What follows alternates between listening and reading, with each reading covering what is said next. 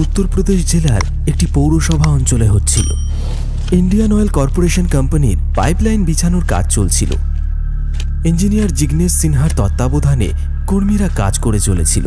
তখনই সেখানে সীতারাম নামে এক কর্মী হঠাৎ চিৎকার করে উঠল। তার কোদালের নিচে শক্ত একটা কিছু ঠেকেছে। সাহেব, এখানে কিছু আছে, তাড়াতাড়ি আসুন এখানে। ইঞ্জিনিয়ার জিগ্নেশ শর্মা আর সুপারভাইজার নিতিন শর্মা দৌড়ে সেখানে গেলেন। কি হয়েছে সীতারাম, তুমি এত উত্তেজিত কেন আর এমন চিৎকার করলে কেন? আমি কিছু পেয়েছি স্যার, এই মাটির নিচে একটা পুরনো দিনের ভারী কালো রঙের মূর্তি পোঁতা আছে। সীতারাম হাঁপাতে হাঁপাতে বলল। ততক্ষণে সমস্ত কর্মীরা সেখানে এসে ভিড় করেছে। দাঁড়িয়ে দাঁড়িয়ে কি দেখছো তোমরা? চলো ধরাধরি করে মূর্তিটা বাইরে আনো।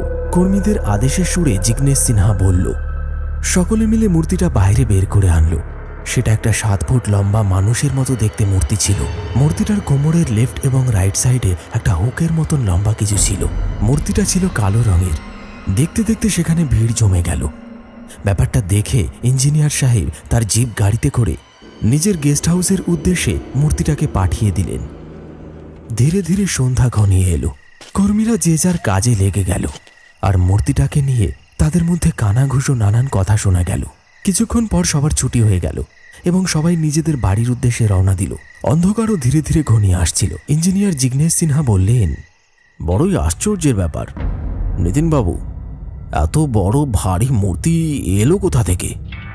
আমি সারা জীবনেও এমন মূর্তি কখনো দেখিনি। সেটাই তো ভাবছি আমি সিনহা বাবু, এই ধরনের মূর্তি আমি তো আমার জীবনে কখনো দেখিনি। হ্যাঁ, এই ধরনের মূর্তি মাটির তলায় হামেশাই পাওয়া যায়, কিন্তু এই মূর্তিটা কেন জানি না আমার একটু আলাদা লাগছে। আমি আপনাকে বলে বোঝাতে পারবো না, খুবই অদ্ভুত। কি জানি বাবা, কে এই মূর্তিটাকে পুঁতে রেখেছিল। তুমি একদম ঠিকই বলেছ। ওখানে কর্মীদের সামনে কথাটা আমি তুলিনি, কিন্তু সত্যি তো এটা যে মূর্তিটা দেখে আমারও ভারী অদ্ভুত লেগেছিল। চলো, যা হবে দেখা যাবে। এদিকে রাতও অনেকটা হয়েছে, গেস্ট হাউসে যাই। কথাটা শেষ করে দুজনেই গেস্ট হাউসের দিকে রওনা হয়ে গেলেন।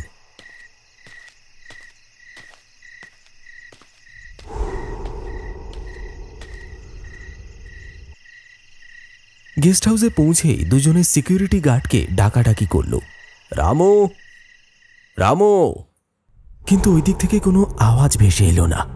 ব্যাপারটা দেখে জিগ্নেশ সিনহা নিতিন পাণ্ডেকে বলল, এই রামুটার আবার কি হয়ে গেল? কিছু বলছে না, চলো পাঁচিল টপকেই চলে যাই। এরপরে দুজনাই পাঁচিল টপকে ভেতরে ঢুকে গেল।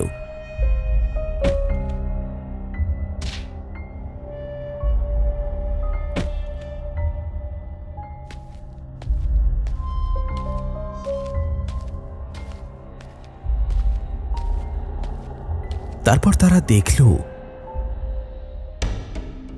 রামু টিম টিম করে জ্বলতে থাকা বাল্বের সামান্য আলোর নিচে একটা চেয়ারের উপর নিশ্চিন্তে ঘুমিয়ে আছে।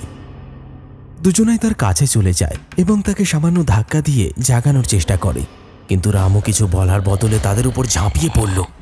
সে নিতিন পাণ্ডের গলাটাকে চেপে ধরল, যেন তাকে মেরে ফেলতে চায়। রামুর এরকম ভয়ানক মূর্তি তারা প্রথমবার দেখছিল।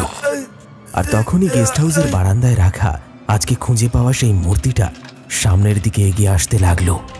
মূর্তিটা ক্রমাগত তাদের দিকে এগিয়ে চলল, কিন্তু সেই সময় জিগ্নেশ সিনহা রামুর কবল থেকে নিতিনকে বাঁচানোর প্রচেষ্টায় মূর্তিটাকে কোনোভাবে লক্ষ্য করতে পারলেন না।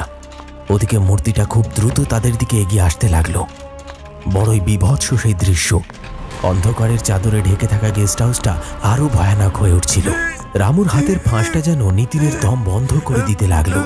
রামু তাকে মেরে ফেলছিল, কিন্তু তখনই সেই মূর্তিটা হঠাৎ এসে সেখানে দাঁড়িয়ে পড়ল।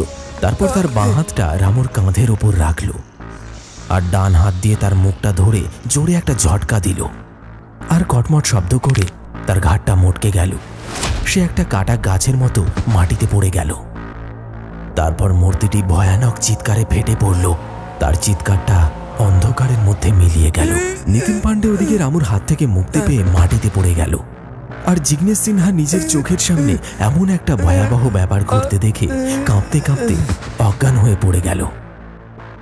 ওইদিকে মূর্তিটার মুখের ভেতর থেকে একটা লকলকে লাল জিভ বেরিয়ে এলো, যেন সে সবার রক্ত খেয়ে তার তৃষ্ণা মেটাতে চায়। একটা অদ্ভুত ভয়ানক আওয়াজ বেরিয়ে আসতে লাগলো সেই মূর্তির ভেতর থেকে। কিছুক্ষণ পরেই দুজনারই জ্ঞান ফিরে এলো। তারপর তারা উঠে বসলো।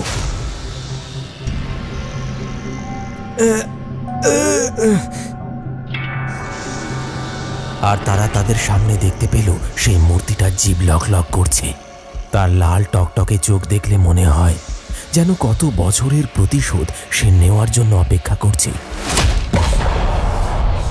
ওদিকে ভোর হওয়ার সময় হয়ে এসেছিল। মূর্তিটা নিজে থেকেই হাঁটতে হাঁটতে বারান্দার ভেতর তার নিজের জায়গায় গিয়ে পৌঁছে গেল। সেখানেই তাকে নিয়ে এসে প্রথমে রাখা হয়েছিল। তারপর হঠাৎ করে মূর্তিটা জড়বস্তুতে পরিণত হলো। দেখে মনে হলো যেন একটু আগেই সে কিছুই করেনি।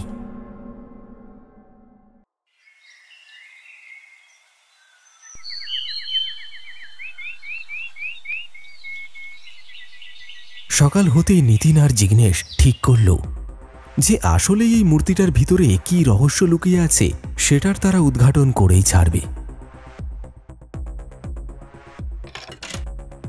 দুজনেই মূর্তিটাকে মেঝের উপর শুইয়ে দিল। তারপর কোমরের কাছ থেকে সেই হুকটাকে সরিয়ে দিল। আর সঙ্গে সঙ্গে মূর্তিটা দুই ভাগে ভাগ হয়ে গেল। নিচের দিকের অংশটা আলাদা এবং উপরের দিকেরটাও। দুজনে মিলেই মূর্তিটার সামনের অংশটা সরিয়ে দিল। আর তারপরেই তারা যেটা দেখতে পেল সেটা যেই দেখবে তার চক্ষু চড়ক গাছ হয়ে যেতে বাধ্য। কারণ মূর্তির ভেতরে তখন একটা লাশ ছিল, অথচ তার শ্বাস চলছিল। ইঞ্জিনিয়ার জিগ্নেশ সিনহা লাশটির নাকের কাছে নিজের হাতের আঙুল নিয়ে গেল। তারপর এক ঝটকায় হাতটা সরিয়ে নিয়ে চিৎকার করে বলল, হ্যাঁ নিতিন, ওর তো শ্বাস চলছে। আপনিও সিনহা বাবু ভারী মজা করেন। মাটি খুঁড়ে ভেতর থেকে একটা মূর্তি পেয়েছি, আর সেই মূর্তির ভেতর থেকে কারো লাশ। তবুও ঠিক আছে, কিন্তু শ্বাস প্রশ্বাস চলছে। নিতিন পাণ্ডে মজার ছলে হাসতে হাসতে কথাটা বলল। আরে নিতিন, ব্যাপারটা সিরিয়াসলি নাও। বিশ্বাস না হয় তো তুমি নিজেই দেখো। জিগ্নেশ সিনহা নিতিনের হাতটা ধরে সেই লাশটির নাকের ওপর রাখল। নিতিন জিগ্নেশের দিকে একবার ভয়ে ভয়ে তাকিয়ে এক ঝটকায় নিজের হাতটাকে সরিয়ে নিল। তার অবস্থা একেবারে ভিজে বেড়ালের মতো হয়ে গেল। এ তো জীবিত আছে, এটা জীবিত লাশ। তখনই তাদের কানে একটা আওয়াজ ভেসে এলো।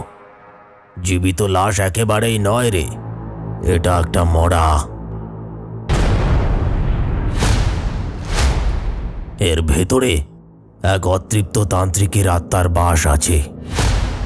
এক যুবতী ওই তান্ত্রিকের কাছে তন্ত্রবিদ্যা শিখত।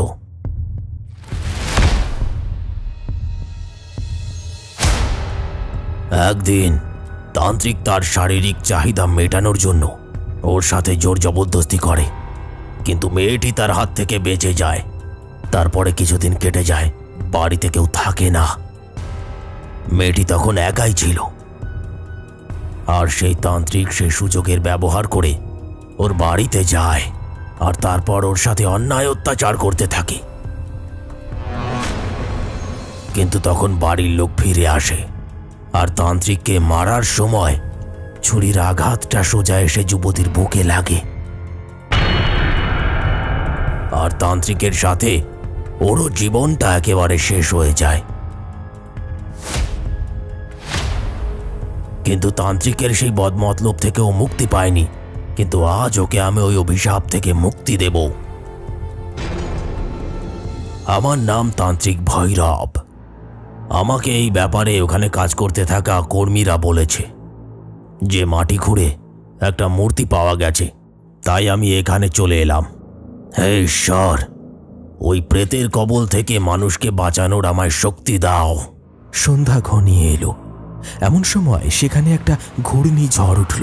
ঝড়টা তান্ত্রিককে শূন্যে ভাসিয়ে নিল। তান্ত্রিক যতক্ষণে নিজেকে সামলে নিত ততক্ষণে সেই লাশটা ওই মূর্তির ভেতর থেকে উঠে দাঁড়িয়ে পড়ল। তার মাথার চুলগুলো বিক্ষিপ্তভাবে উঠতে লাগলো, চোখ দিয়ে যেন আগুন বেরোচ্ছে। তার চোখ মুখ ছিল ভয়ানক এবং ছিন্ন ভিন্ন, আর হাতের ফ্যাকাশে নখগুলো ছিল অত্যন্ত ধারালো। সে মুখটা হাঁ করল। তারপর তার মুখের ভেতর থেকে দুটো লম্বা ধারালো দাঁত বেরিয়ে এলো, যেন মৃত্যুদেবী দাঁড়িয়ে আছে। সে মুহূর্তের মধ্যেই একটা ঝাঁপ দিয়ে নিতিনের বুকের উপর চড়ে বসল, আর ধারালো নখ দিয়ে এক ঝটকায় তার বুকটা চিরে ফেলল, রক্ত বন্যা বয়ে গেল। নিতিন চিৎকার করে চলল, কিন্তু লাশটা তার রক্ত চুষতে লাগলো। আমার প্রতি হওয়া অন্যায়ের সাজা আমি দিতে পারিনি তান্ত্রিক। দোষীদেরকে শাস্তি দেওয়ার জন্য ভগবান রয়েছেন, তুই কে হোস শাস্তি দেওয়ার? তান্ত্রিক ভৈরব চিৎকার করে বললেন। সেই পিশাচ তান্ত্রিকের দিকে ঝাঁপিয়ে পড়ল, কিন্তু কোনো লাভ হলো না, কারণ তান্ত্রিকের কাছে পৌঁছানোর আগেই যুবতীর সর্বাঙ্গে আগুন জ্বলে উঠল।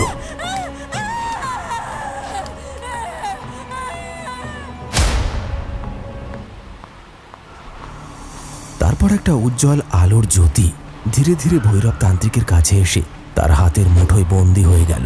হয়তো সেটাই সেই প্রেতাত্মা ছিল। তান্ত্রিক একটু হাসলেন। ইঞ্জিনিয়ার জিগ্নেশ সিনহা গম্ভীরভাবে শোকাহত হয়ে তার কাজের সঙ্গী নিতিনের ক্ষতবিক্ষত দেহটা দেখতে লাগলো।